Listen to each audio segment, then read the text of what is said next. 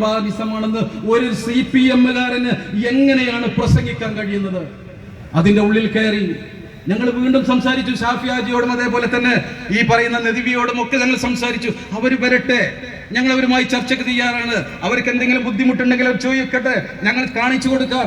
ഞങ്ങളുടെ മലീകരണ പ്രശ്നവുമായി ബന്ധപ്പെട്ട് 3.25 കോടി രൂപയുടെ STPയുടെ പ്രവർത്തനം നടത്തിക്കൊണ്ടിരിക്കുന്നു. ഞങ്ങളത് കാണിച്ചു കൊടുക്കാൻ നേരിട്ട്. ഞങ്ങൾ ആരെയും തടഞ്ഞു വെക്കുന്നില്ല.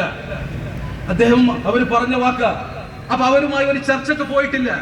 അതിന്റെ പരിസരത്തുള്ള ഒരാൾ പോലും ഒരു പരാതിയും കൊടുത്തിട്ടില്ല.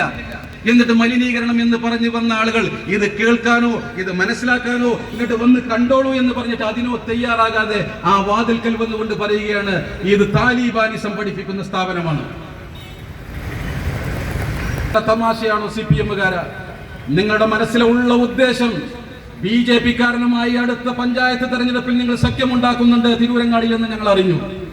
നിങ്ങളൊരു പോസിറ്റീവ് എന്നൊക്കെ പറഞ്ഞൊരു ടീം ഇവിടെ ഉണ്ടാക്കിയിട്ട് ജലീൽ വന്ന് നേതൃത്വം കൊടുത്തുകൊണ്ട് ആകെ 30 ആളെയും വെച്ച് നിങ്ങൾ ആ ഓഡിറ്റോറിയത്തിൽ ഒരു പരിപാടി നടത്തി അപഹാസ്യരായവരൊക്കെ ഞങ്ങൾ അറിഞ്ഞിട്ടുണ്ട്.